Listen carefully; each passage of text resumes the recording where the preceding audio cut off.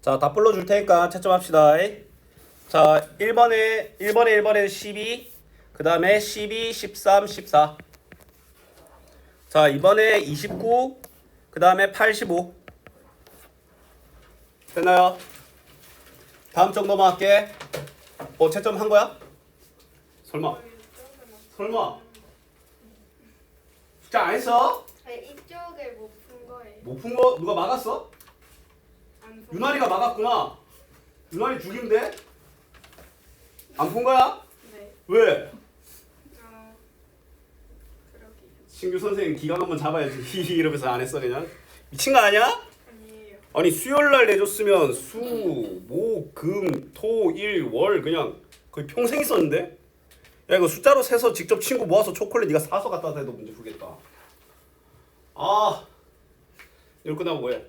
네? 끝나고 뭐해? 오늘 끝나고요. 없어요. 있어 방금 생겼어. 아.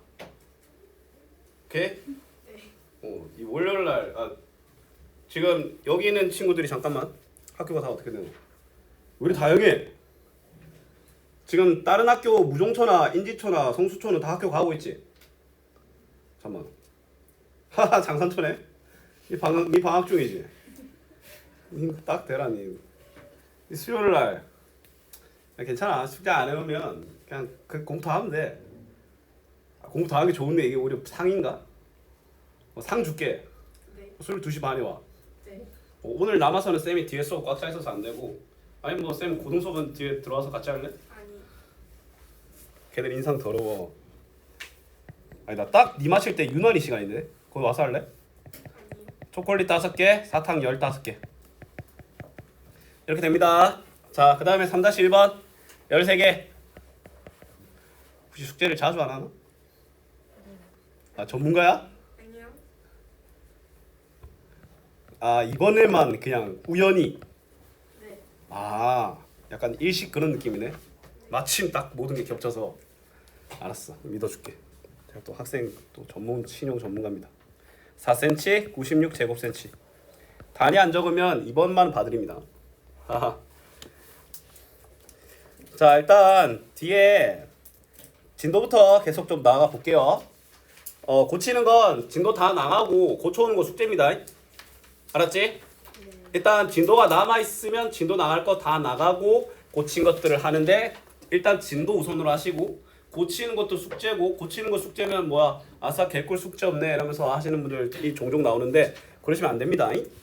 자 그러면 95쪽에 필수 문제 5번 타입 한번 볼게. 자 일단 1차 방정식을 활용을 우리가 계속 하고 있잖아. 맞지? 1차 방정식의 활용은 그냥 초등학교에서 어떤 수 문제라고 보면 돼. 뭐 예를 들어 어떤 수에 45를 더하고 2를 곱했더니 87이 됐다라는 문제, 88이 됐다라는 문제들이 초등학교 등장했잖아. 맞지? 그게 바로 지금 1차 방정식의 활용이라고 보면 돼. 알았니? 그 어떤 수를 이제 어떤 문자로 취급하는 거야? X로 취급하는 거야. 초등학교 때는 우리 어떤 수 문제 쓸 때 누군가는 네모하고 누군가는 세모하고 별표하고 동그라미하고 막 그랬잖아. 맞지? 그런 것들을 통합시키기 위해서 1차 방정식이라는 문자 사용법을 배운 거고 그 문자가 숫자 계산에 끼었을 때 우리가 각각 어떤 약속을 지키면서 식을 세워야 되는지 통일한 게 1차 방정식이라고 보시면 됩니다. 뭐 예를 들어 문자랑 뭐 어떤 상수가 곱해지면 2 곱하기 x가 아니라 2x라고 적는 거고 맞지? 그리고 그러한 숫자들과 문자들의 단위를 항이라고 읽고 등호를 표현해서 좌변과 우변을 채워나가는 그 일련적인 과정이 1차 방정식의 활용이라고 보면 돼. 알았지? 자 그럼 볼게. 학생들에게 공책을 나누어 주는데 라고 하네. 맞지? 자 그러면 한 학생에게는 5권씩 나눠주면 2명이 남고 6권씩 나눠주면 3권이 부족하대. 맞지? 자 그러면 이렇게 나눠주는 문제는 막 분수꼴을 생각하기 쉬워. 왜? 나누니까. 맞지? 근데 나누기의 관점은 내가 예를 들어 15를 2로 나누면 몫이 7이고 나머지가 1이잖아. 맞지? 근데 이제 2분의 15가 아니라 2 곱하기 7 더하기 1이라는 그런 것들에 주목을 해야 된다는 거야. 알았니? 그러면 얘도 마찬가지야. 일단은 나눔을 할 때는 그 나눔을 받는 대상과 나눔을 당하는 대상을 구분해줘야 돼. 이 문제는 책을 학생에게 나눠주는 거지. 맞지? 그러면 상식적으로 볼게. 나눔을 당하는 물체가 숫자가 많겠어? 나눔을 받는 대상이 숫자가 많겠어? 이 말하는 게 좀 어렵지? 그럼 쌤이 좀 쉽게 예시를 한번 들어볼게. 쌤이 초콜릿 나눠주려고 해. 맞지? 그럼 쌤이 초콜릿을 나눠줄 건데 너희들 수보다 초콜릿 수가 많을까 적을까? 많겠지 일반적으로. 맞지? 이렇게 나눔을 당하는 애들이 일반적으로 숫자가 많고 나눔을 받는 애들이 일반적으로 숫자가 적거든? 알았니? 그럴 때는 나눔을 받는 대상을 X로 하는 게 일반적입니다. 알았지? 근데 이게 골치 아픈 게 이 문제에서는 사람이 나눔을 받으니까 사람의 수를 뭐야? X로 하잖아. 맞지? 근데 중요한 건 이런 문제가 나올 수도 있어. 길다란 의자에 사람이 앉는 거야. 그거는 의자에게 사람을 나눠주는 거야. 맞지? 그때는 의자의 수가 X가 되는 거야. 알았니? 왜 적은 숫자가 X가 돼야 되냐라는 질문에 대한 답은 간단합니다. 그래야 분수꼴이 안 나오거든. 알았니? 자, 아우, 어디 갔다 왔어? 어디 갔다 왔어? 휴대폰 좀 줄래? 개념책 94쪽 피면 돼. 95쪽. 자, 그러면 쌤이랑 문제 한번 분석 한번 해볼게. 자, 처음에는 근데 얘들아 중요한 건 뭐냐면 쌤이 나눠주는 방식을 아무리 다르게 하더라도 이미 정해져 있는 의자의 수와 학생의 수는 바뀐다 안 바뀐다? 안 바뀐다라는 거야. 맞지? 자, 그러면 일단 처음에 내가 학생에게 5건씩 나눠줬잖아. 맞지? 그럼 X명의 학생에게 각각 5건의 책이 소비되지 않겠나? 맞지? 그럼 일단 5X야 5X. 맞지? 5X고 근데 중요한 건 2건이 남았지?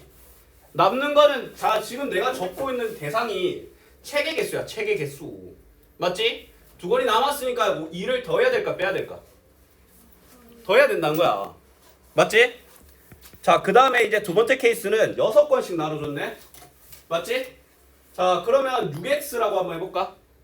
알았지? 근데 6x인데 근데 세 권이 뭐 하대? 부족하대. 맞지? 그러면 사실상 이게 6x가 책의 수가 아니야. 맞지? 세 권이 부족하다라는 건 식으로 어떻게 표현해야 될 것 같아? 자, 봐봐. 남는다랑 부족하다는 서로 반대 개념이지. 남는다라는 걸 너희들이 플러스로 표현했지? 그러면 부족하다라는 어떤 부호로 표현되겠어? 마이너스 표현되는 거야. 애초에 부호라는 개념 자체가 서로 반대 성향을 띠고 있는 것들을 표현해주기 위해서야. 이 문제 같은 경우는 선생님이 남는다라는 걸 플러스 2로 정했으니까 모자란다라는 건 마이너스 3이 돼야 된다는 건 의무를 가질 필요가 없다는 거야. 왜? 반대 성향이거든. 맞지? 쌤이 예를 들어 동쪽으로 가는 걸 6 플러스 6m로 정했으면 서쪽으로 가는 건 마이너스가 되잖아. 맞지? 이거는 상식적으로 남는다라는 게 플러스로 지정됐기 때문에 부족하다라는 것들은 마이너스 3으로 지정이 된다라는 건 의문을 가질 필요 없다는 거야. 알았니? 그러면 1번은 5건씩 나눠줬을 때 표현되는 책의 수고 2번은 6건씩 나눠줬을 때 표현되는 책의 수잖아. 근데 그 두 책의 수가 어떻다? 같다라는 게 이 문제의 핵심인 거야. 알았니? 결국에는 방정식의 활용은 누구와 누가 같냐고 그 누구들은 각각 어떻게 식으로 표현되냐를 알아내는 게 모든 것에 통합된 개념입니다. 알았니? 이 원리만 알면 1차 방정식의 활용 이 유형은 이렇게 이 유형은 이렇게 그렇게 구분할 필요가 아무것도 없어. 알았니? 자, 그러면 일단 뭐 첫 번째 들어가야 될 것들은 5x 플러스 2고 두 번째는 6x 마이너스 3이겠지? 자, 그러면 이 두 개를 같다라고 하면 5x 플러스 2는 6x 마이너스 3인데 자, 그러면 일단 제일 먼저 해줘야 될 행동은 뭐겠어? 문자양과 상수항을 분리시켜 준 거지. 맞지? 문자양은 일반적으로 어느 쪽으로? 문자양은 일반적으로? 왼쪽으로. 맞지? 왼쪽으로 이동하는 걸 뭐라고 해? 이항이라고 하지. 그러면 자, 수학에서는 쌤이 진짜 중요하다고 생각하는 게 뭐냐면 암산이야. 근데 내가 너희들한테 엄청나게 휘황찬란한 암산을 절대 요구하지 않을 거야. 내가 너희들에게 요구하는 암산은 딱 한 종류야. 한 자리 정수의 덧셈 뺄셈. 오케이? 그 정도의 암산은 우리가 할 줄 알아야 왜 그걸 할 줄 알고 그거를 예를 들어 이거를 5x 마이너스 6x는 마이너스 3 마이너스 2라고 적지 말라는 거야. 알았니? 자, 그러면 너희들은 바로 어떤 x를 적어줘야 되겠어? 마이너스 x는이라고 바로 적어달라는 말이야. 맞지? 그 다음에 우변에는 어떠한 상수항이 있어야 되겠어? 마이너스 5는이지. 그럼 이제 x는 뭐가 되겠어? 5명이 되고 사람 수가 x였죠. 근데 만약에 물어보는 게 체계 수였어. 그럼 좌변 또는 우변에 아무거나 대입하면 돼. 예를 들어 좌변에 대입해도 27건, 우변에 대입해도 27건. 맞지? 밑에 있는 유사 문제는 너희들이 하시면 됩니다. 알았지? 네. 자, 시간 1분 줄게. 밑에 거 바로 해봐. 혹시 쌤이 말이 빠르거나 좀 못 알아듣겠다라고 하면은 말씀해 주시면 됩니다. 왜냐면 쌤이 수업하다가 신나가지고 목소리 템포 빨라지거든. 고치려고 하는데 이게 하하 이게 잘 안 되네.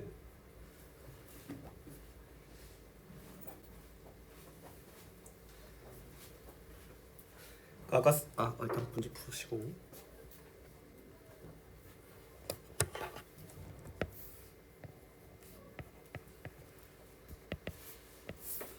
자, 푼 사람들은 앞에 고개 들어서 다 확인하고 맞으면 동그라미 치시면 됩니다.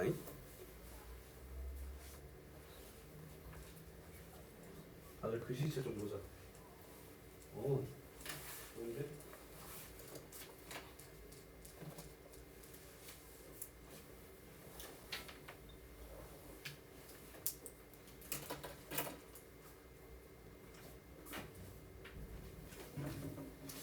얘들아, 그리고 쌤이 잠깐 꿀팁을 하나 주고 싶은 게 뭐냐면 나는 일단 여기 쌤이 뭐 2, 3주 동안 그동안 잠깐 들어오는 쌤이긴 한데 너희들이 나한테 꼭 훔쳐갔으면 하는 스킬이 있어.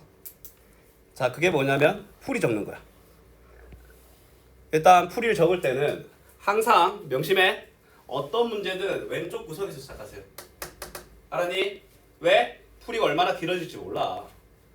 만약에 너희들이 여기서 시작했으면 이 공간은 잘 안 씁니다. 쓰더라도 순서가 헷갈려서 잘 못 봐. 맞지? 그리고 지금 쌤이 문제 적을 때 이 뭐라고 적혀있어? 1번이라고 적혀있지. 맞지? 본인만의 풀이 단계별로 정리를 하세요. 이게 1번이고 본인이 생각하기에 다음 호흡 템포로 넘어갔어. 그걸 2번으로 적는 거야. 자세히 보면 쌤 이거 적는 것도 뭐야? 1번, 2번 나눠져 있지? 맞지? 이러한 행동을 왜 해야 되는지 간단하게 좀 얘기하고 문제 넘어갈게요. 왜 해야 되냐면 일단 우리가 너희들 얼마 전에 금요일에 월간학기 평가 쳤죠? 시험 어땠어? 어려웠죠? 맞지? 문제를 풀다 보면 뭐 중학교 때 우리 학원에 잔류해서 너희들이 시험 대비를 하면 못 풀거나 처음 보는 문제는 없을 거야. 그건 내가 장담해 줄 수 있어. 알았니? 근데 그러한 행동이 고등학교까지 가서도 이어지진 않을 거야. 고등학교를 가면 무조건 처음 보는 문제 무조건 나옵니다. 알았니? 그러면 이제 제일 중요한 건 뭐냐면 내가 맞출 수 있는 것들은 어떻게 맞추고 내가 틀린 것들은 얼만큼의 나의 소모값이 없이 틀리냐 이것도 중요합니다. 알았니? 고난도 문제가 예를 들어 있어 최상 문제가 있다고 할게. 맞지? 근데 얘가 날 때부터 최상일까? 아니야. 그것들을 이루고 있는 기초적인 원리랑 개념이 분명히 있을 거야. 맞지? 그러면 고난도 문제를 푼다는 행동 자체가 그 문제를 이루고 있는 기초 개념이라는 기둥들을 뽑아내는 거야. 알았니? 그래서 정리를 잘해야 되고 그 다음에 너희들이 시험을 칠 때 오히려 어려운 시험일수록 시간이 남아요. 왜? 문제 다 넘기거든. 맞지? 그럼 다시 돌아올 거 아니야. 그러면 너희들이 그 어려운 문제에 계속 몸통 박치기를 해도 좋다 이건데 근데 일단 제일 먼저 해야 될 건 뭐겠어? 맞출 것들 확실히 맞추는 거야. 맞지? 그럼 흔히 말하는 뭘 하게 되겠어? 검사를 하게 되겠지. 맞지?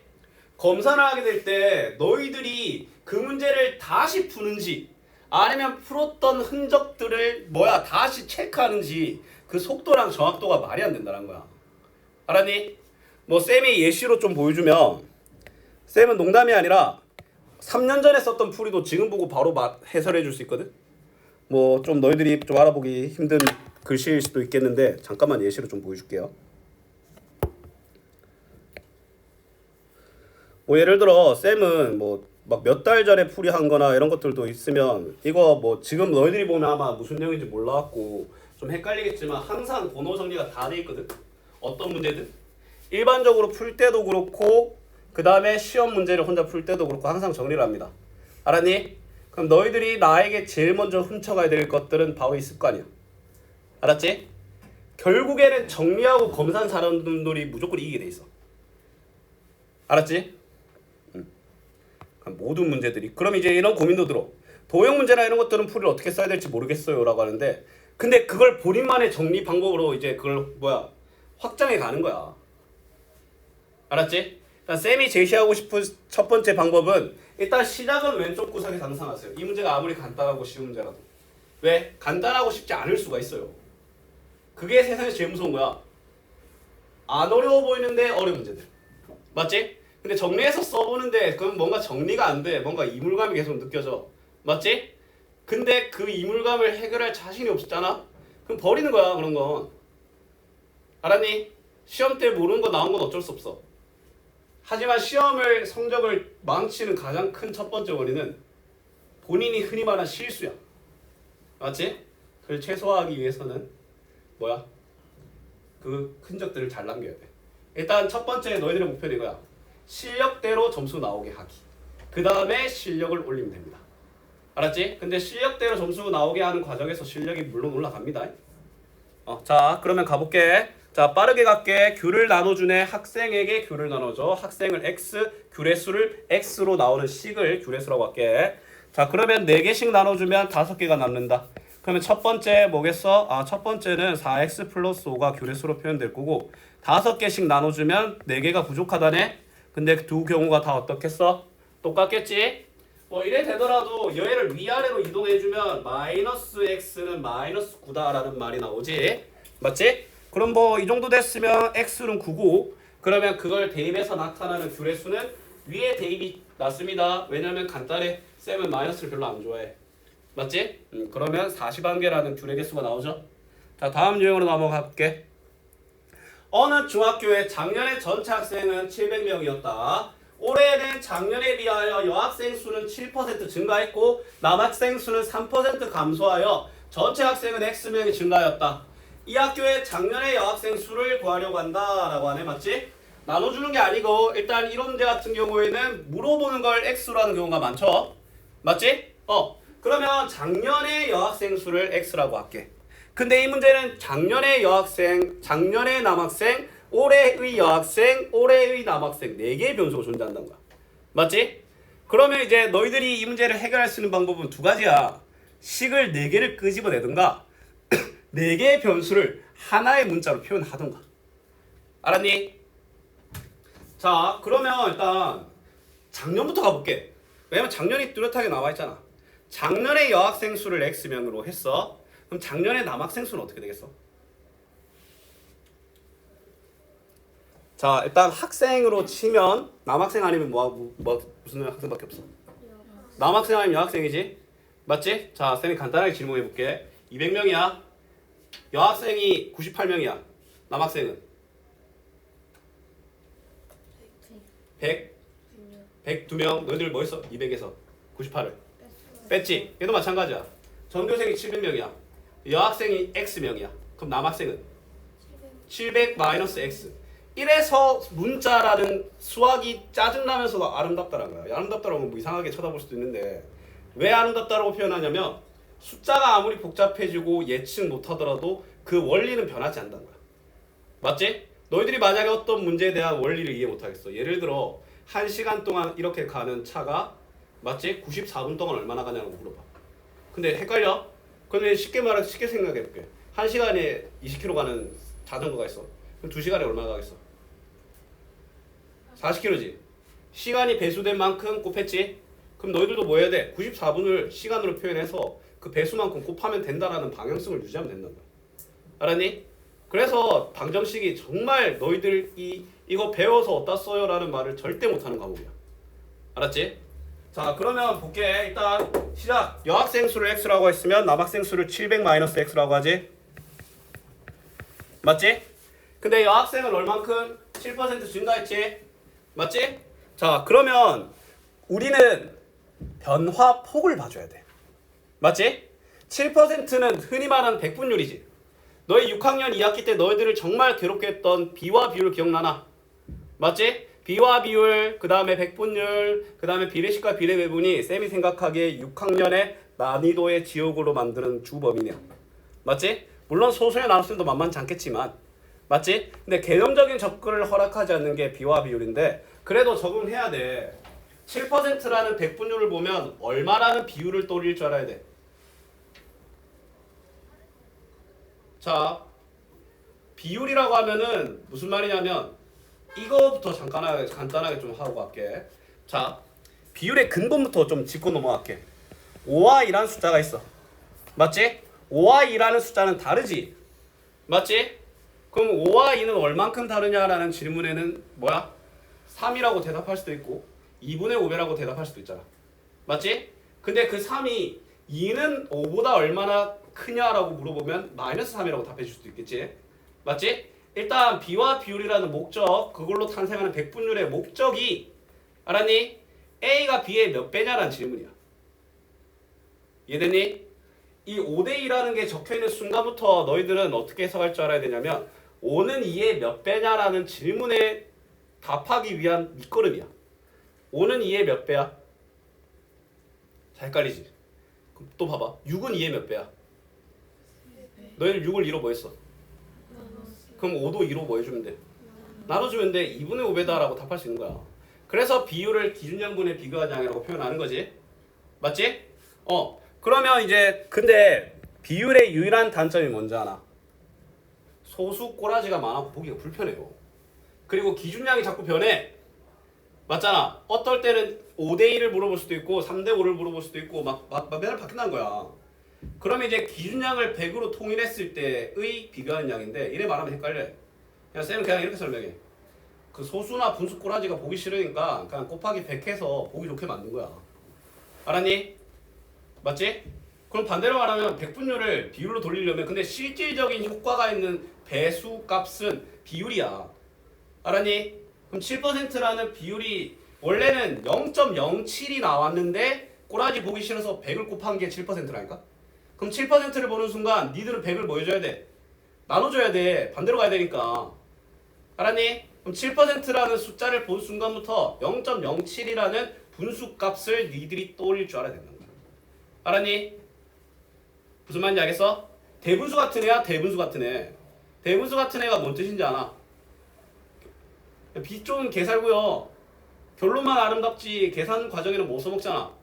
백분율도 마찬가지야. 결론으로 7%다라는 결론으로는 괜찮아. 근데 계산의 중간 과정, 유통 과정에서는 쓰잘데기 없다는 거야. 그러면 7%라는 말을 너희들은 0.07배다라는 거야. 맞지? x명의 0.07배니까 0.07x가 올해 증가한 여학생이 있는 거야. 무슨 말인지 알겠어? 맞지? 남학생은 3%니까 뭘 떠올려야 돼? 0.03배를 떠올려야 돼. 근데 0.03배의 700-x가 맞지? 그러면 식을 적으면 0.03배의 700-x가 근데 방향이 감소하는 방향이지. 그래서 마이너스로 표현된 거야. 알았니? 그랬더니 올해 총 증가 변화한 학생이 9명이지. 맞지? 그럼 여학생이 증가하는 폭과 남학생이 증가하는 폭을 더하면 9가 나온다는 게 이 문제의 핵심 풀인 거야. 알았니? 요게 2학년 때도 나오고 이런 변화에 대한 문제들은 그냥 평생 나온다 보시면 됩니다. 알았니? 쌤 말 무슨 말인지 알겠나? 맞지? 그럼 봐라. 여학생의 변화량 더하기 남학생 수의 변화량은 전체 학생의 변화량. 원래는 니들이 이런 것까지 알아내야 돼. 이 식의 구조까지. 알았니? 그치? 변화량에 대한 관찰을 해줘야 됩니다. 그럼 여학생의 변화량은 플러스 0.07 맞지? 0.07x라고 적을게요.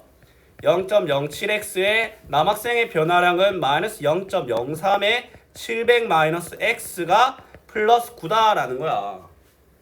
맞죠? 아 보기 싫어. 뭐 하고 싶어? 100을 곱하고 싶죠?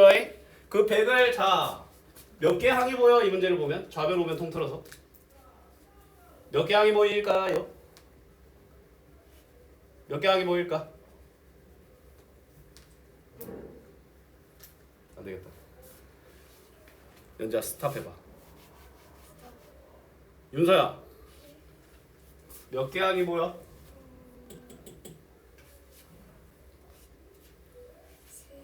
세 개. 그럼 불러볼래? 누구? 어이?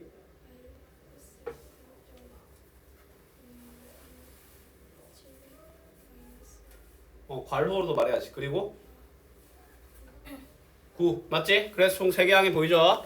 맞지? 곱하기 100을 3개 항에 다 해줘야 돼. 자 그러면 불러보자.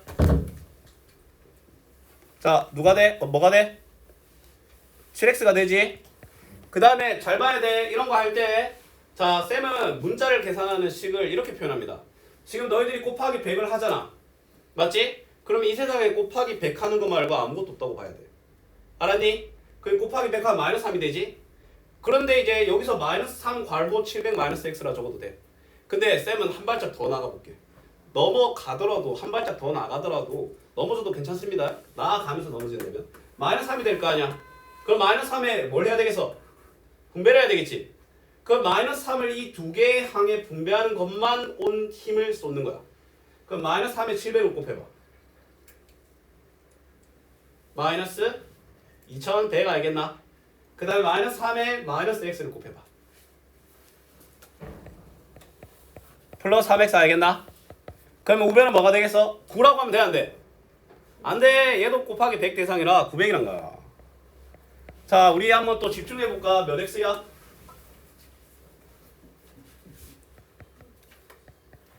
몇 x일까요? 10x. 자 우변에 넘어가면 상수항은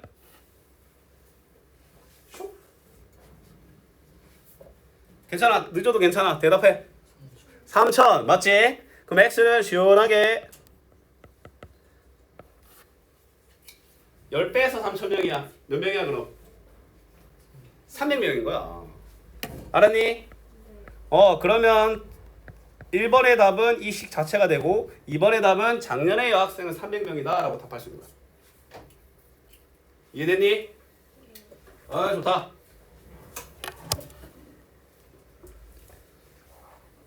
이번에 원래 이렇게 조용했나?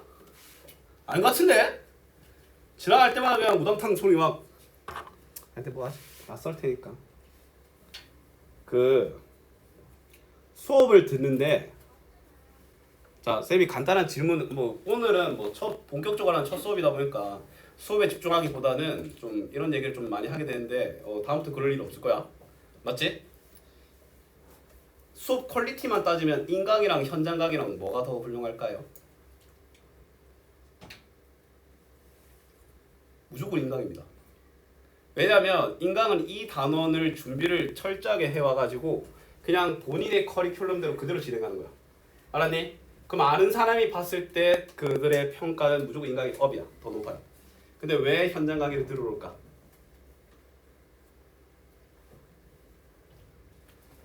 보고, 듣고, 말하고, 쓰면서, 소통하면서 공부하기 위해서야. 알았니? 쌤 이 말을 왜 할까? 대답을 해, 대답을 하라고. 알았니? 대답을 해야 너희들이 쌤이 만약에 10개의 지식을 전달하고자 하잖아? 맞지? 보기만 하잖아? 그럼 몇 개가 너희들한테 들어갈까? 2개. 그리고 집 갔다 와서 다음 시간 되면 1개 돼 있어. 알았니? 근데 보고, 쓰고, 듣고, 말하고 다 하잖아? 그럼 한 5개는 갑니다. 그래도 다음 시간에 숙제 안에 뭐 까먹고 와오면 한 3개 돼. 3배 차이가 납니다.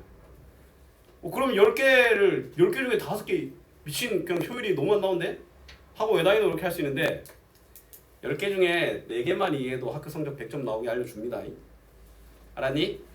쌤은 모든 원리와 모든 다 설명할 수 있는 기준으로 하기 때문에 그 중에 반만 집어가도 한 40%만 집어가도 학교 시험 성적은 100점 무조건 나옵니다. 알았지? 그러면 뭐야 4-5개만 집어가. 근데 뭐 그렇다고 해서 10문제 있는데 그 중에 뭐야 4문제만 알아야지가 아니라 맞지? 스스로 풀이 적을 수 있을 정도, 스스로 설명하고 수업할 수 있을 정도까지는 필요 없어. 근데 그렇게 하는 게 세상에서 제일 아름답긴 하지만. 알았지? 그럼 오늘 한 거 간단하게 정리 한번 해볼게. 오늘 일단 너희들한테 쌤이 알려준 거는 뭐야? 일단 마인드 맞지? 대답 열심히 하고 열심히 적고 집중하고 맞지? 두 번째 풀이 적는 방법 맞지? 왼쪽 구석 상단에서 번호 매기면서 본인만의 그 커리큘럼 순서를 지켜가면서 본인만의 풀이를 아름답게 꾸려나가길 원합니다. 그 다음에 세 번째 학업에 관한 내용인데 내가 어떤 문자에 대한 식전개를 하잖아? 그러면 이 세상에 그 문제 말고는 없다고 생각해야 돼. 알았지? 선택과 집중이야. 너희들 지금 고등수학도 되고 나중에 고등학생도 되고 막 성인도 되고 막 많이 할 거 아니야.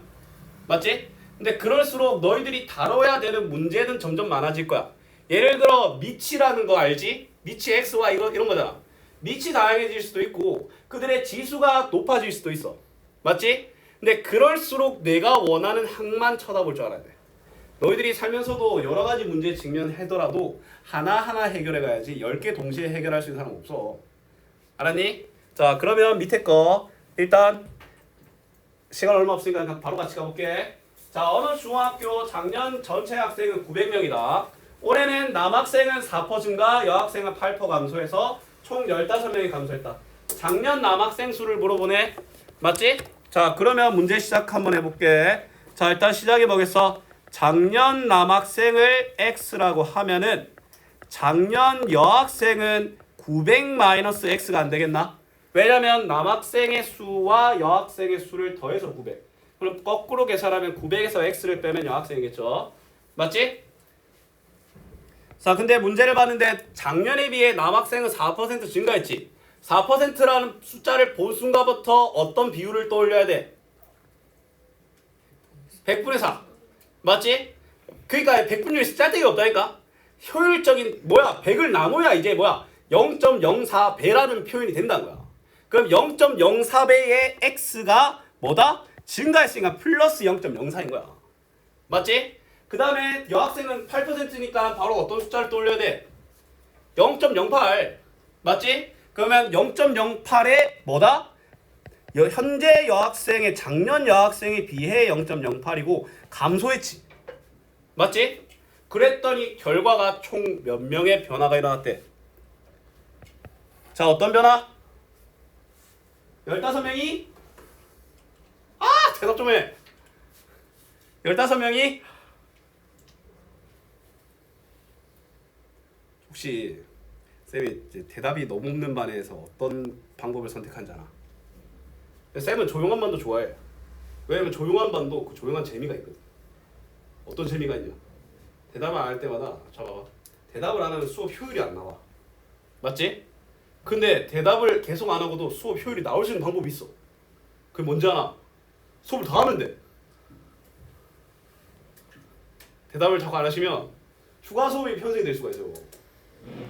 뭐 예를 들어 토요일 5시라던가 일요일 10시라던가 대답을 하셔야 돼. 뭐 오늘 첫날이니까 뭐 낯설어서 뭐 그럴 수 있는데 수요일도 만약에 이렇게 대답이 없으면 곤란할 수 있습니다. 자, 어떻게 변화했어? 15명이 감소했지? 그럼 어떻게 표현될까? 마이너스 10으로 표현되는 거야. 아, 그렇지. 자, 뭐 하고 싶어? 뭐 하고 싶을까요?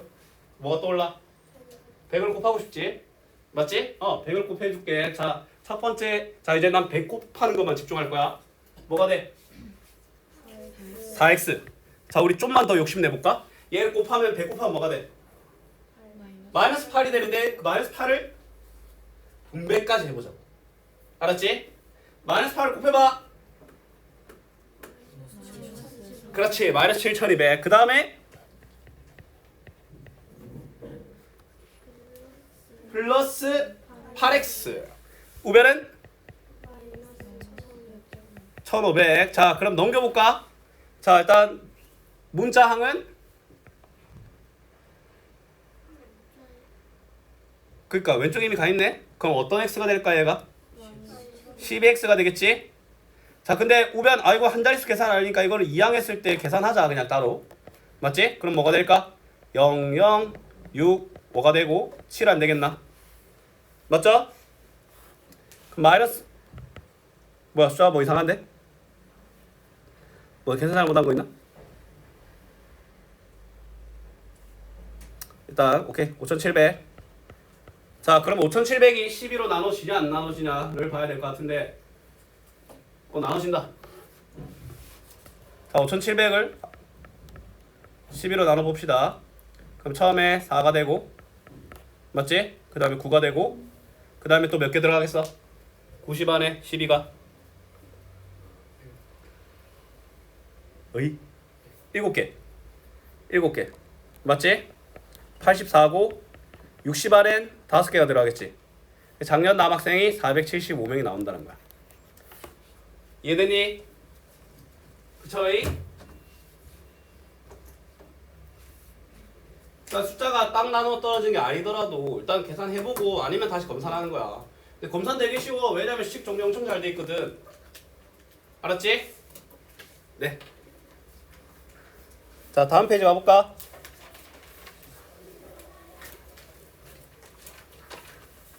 자, 일단 여기 96쪽 숙제를 해오시고요. 자, 그 다음에 그 개념 파워 한번 꺼내볼래? 파워 빨간색. 빨간 책 한번 꺼내보자. 자, 빨간 책 81쪽까지 풀이돼 있다는데 맞니?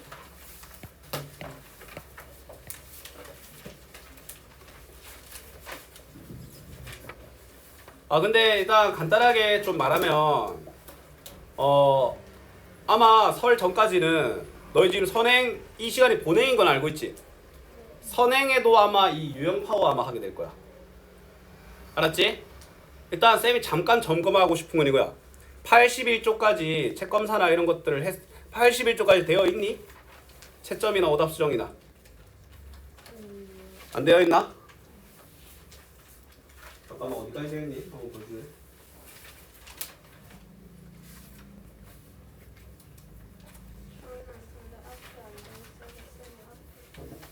뭐야, 진도가 다 다르니 혹시? 네. 오 마이 갓!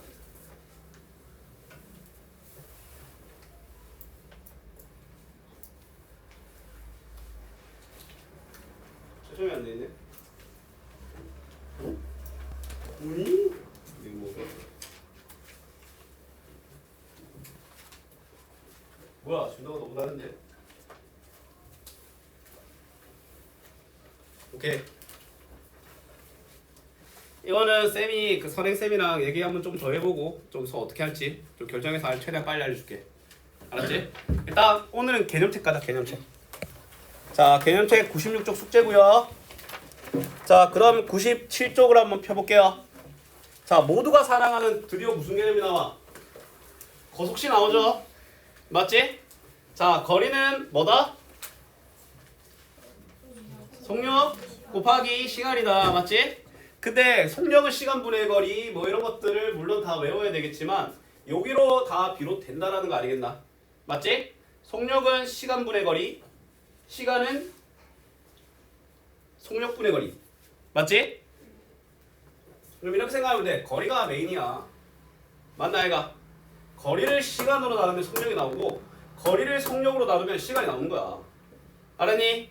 그냥 거리 빼고 2개 곱하면 뭐야? 거리가 나오는 거야. 알았지? 그러면 이제 중요한 건 얘들아, 식이라는 게 왜 필요한지 아나? 자, 식이 왜 필요하냐면, 자, 핵심은 이거야. 이 3개의 요소가 있잖아. 3개의 요소 중에 내가 하나를 몰라. 예를 들어 500m의 거리를 가는데 속력이 10m 분당 초당 10m를 가는 놈이래. 엄청 빠르지? 얼마나 시간 걸리냐 알 수 있어 없어? 알 수 있지? 맞지? 그 원리가 뭔지 아나? 식 하나에 모르는 게 하나라서 알 수 있는 거야. 알았니? 일반적으로 아까 쌤이 그 처음에 작년 남학생, 작년 여학생 그 문제 기억나지? 방금 했으니까. 맞지? 근데 내가 작년 남학생, 작년 여학생, 올해 남학생, 올해 여학생 해서 변수 4개 있다고 했잖아. 그럼 이걸 해결해 주기 위해서는 식 4개 또는 그 4개의 변수를 한 문자로 표현할 필요가 있다라고 했지? 맞지? 기억하면 돼. 변수 하나당 필요한 식은 1개입니다. 알았니? 근데 그 식이 1차식이어야 돼. 알았지? 그럼 그 1차식이 뭐야? 니들한테 속력을 거리와 시간을 주고 속력을 물어볼 수도 있고 거리를 주고 거리와 속력을 주고 시간을 물어볼 수도 있어. 근데 막말로 니들이 만약에 거속시 공식을 도저히 못 외우겠어. 맞지? 그 요만 써도 돼. 식이 일단 나온다는 게 중요한 거거든. 근데 만약에 거리가 너희들이 세운 거리가 또다시 변수로 적용되잖아? 그러면 2단계를 가야 돼. 이 말이 무슨 말인지는 나중에 보면 알게 될 거야. 알았니? 식을 반드시 시켜야 돼. 당연히 거리 단위나 이런 것들은 다 통합해야 안 되겠나? 자, 시속 8km로 2시간 동안 달린 거리잖아. 거리 속력 곱하기 시간이지. 그럼 뭐야? A랑 2를 곱하면 안 되겠나? 맞지? 그러면 2A 킬로미터가 안 되겠나? 맞지? 시간이지. 뭐분의 뭐? 속력분의 거리인 거야. 알았니? 속력분의 거리. 그럼 뭐가 되겠어? 5분의 x가 되는 거야. 맞지? 5분의 x 시간. 자, 속력을 물어보니까 뭐야? 시간분의 거리 알겠나? 맞지? 시간이 3시간이고 맞지? 그 다음에 x가 거리잖아. 그러면 답은 뭐가 된다? 3분의 x가 된다는 거야. 근데 여기서 지금 쌤이 딱히 언급을 안 했는데 정말 중요한 개념인데 단위라는 개념이지. 맞지? 자, 너희들이 그 속력의 단위는 초속, 분속, 시속이라고 보시면 됩니다. 알았니? 초속은 말 그대로 초단위로 측정한 거고 분은 분단위, 그 다음에 시속은 시간 단위. 맞지? 그럼 내가 만약에 분단위를 썼어. 그러면 대답도 주어져 있는 것도 대입해야 되는 식도 분단위여야 돼. 알았니? 내가 킬로미터를 썼어. 그럼 내가 속력과 거리에 기입할 최종적인 단위도 킬로미터라는 거야. 이거 봐봐. 마지막에 3시간 킬로미터라고 해서 뭐야? 속력을 물어보지. 맞지? 뭐야? 시속. 시간이 아니라 시속이라고 해야 되지. 시속 3분의 x 킬로미터라고 적어야 되는 거야. 이거 잘못 적었다. 시속입니다. 알았니? 자, 그러면 이 문제 볼게. 자, 두 지점 A, B 사이를 자동차를 타고 왕복이야. 왕복. 맞지? 시속 갈 때는 80으로 가고 올 때는 40으로 왔더니 6시간이 걸렸대. 맞지? 그럼 거리 사이 거리를 구하려고 한다. 물음에 답하시오라고 하네. 맞지? 자, 그럼 봐봐. 결론이 뭐냐라는 거야. 근데 결론을 뭐냐라고 물어보는 거에서 이 거속시는 식이 완전히 바뀌어. 알았니? 잘 봐. 일단 A, B 사이의 거리잖아. 맞지? 그럼 이렇게 생각해도 돼. 갈 때 걸린 거리 더하기 올 때 거리 합하면 80이다. 맞나 얘가? 모르네. 그 자체를 구하려고 하니까. 잠깐. 그럼 거리로 식을 세면 안 되겠다. 결론이 안 나타나지. 갈 때 걸린 거리 더하기 올 때 걸린 거리가 총 거리다 해도 되고 갈 때 걸린 거리와 올 때 걸린 거리가 어때? 왕복이니까. 똑같지? 맞지? 그러면 그러한 결론으로 방향으로 가도 되겠네. 거리는 어떻게 구해? 속력 곱하기 시간이지. 그럼 갈 때 속력과 올 때 속력은 나와 있으니까 갈 때의 시간과 올 때의 시간만 표현하면 된다는 거야. 맞지? 자, 그러면 거속시가 왜 힘든지 내가 딱 알려줄게. 보통 1차 방정식에서 니들이 제일 자주 하는 건 뭐냐면 물어보는 거 x로 한다는 거야. 맞지? 근데 거속시는 물어보는 거 x로 하면 안 됩니다. 알았니? 그럼 뭘로 x로 해야 되냐면 너희들이 식을 세웠을 때 메인 변수 그런 걸 어떻게 하냐라고 할 수 있는데 그래서 거속시를 많이 헷갈려 하는 거야. 매번 다르거든. 어떨 때는 x가 변수고 어떨 때는 시간이 변수고 어떨 때는 속력, 어떨 때는 시간, 어떨 때는 거리가 변수가 될 수가 있습니다. 알았니? 그럼 일단 흔히 말하는 상식선에서 적용하는 거야. 이 문제는 어떤 결론이 났냐? 뭘 하고 싶냐? 이 문제에서 내가 낼 수 있는 결론은 뭐냐면 올 때 걸린 거리랑 갈 때 걸린 올 때 거리가 같다라는 거야. 왜? 왕복이거든. 알았니? 그러면 시간을 구해야 되는데 그냥 간편하게 갈 때 걸린 시간을 x라고 하자. 올 때 걸린 시간은 600x야. 알았니? 그럼 너희들이 세워야 될 식은 이거야. 갈 때의 속력 곱하기 시간, 올 때의 속력 곱하기 시간이 똑같다라는 거야. 나는 식을 이래 세웠지. 근데 문제 풀이에서는 또 식을 다르게 세워. 왜냐면 얘는 시간을 메인 컨텐츠로 했다는 거야. 알았니? 얘가 시간으로 했다고 해서 너희들이 꼭 시간으로 할 필요도 없고, 맞지? 다양함이 그래서 고속시를 어려워하는 거거든. 맞지? 자, 그럼 일단 숙제를 말해줄게요. 자, 거속시가 어려울 건데 그래도 쌤은 한번 부딪혀라고 말하고 싶거든. 틀려도 좋아, 오답 많이 나도 좋아. 그래도 숙제는 98쪽까지. 아마 오늘 숙제가 쌤이 주는 앞으로 내줄 숙제 중에 제일 적은 양일 거야. 알았니? 숙제가 아마 제법 나갈 거야. 힘들겠지만 많이 배울 겁니다. 96에서 98까지 숙제고 수고 많으셨고 온라인 과제 안 한 사람은 수요일까지도 안 하면 무조건 남습니다. 알았니? 연재는 오늘 숙제 안 해왔기 때문에 수요일 날 2시 반까지 오시고요.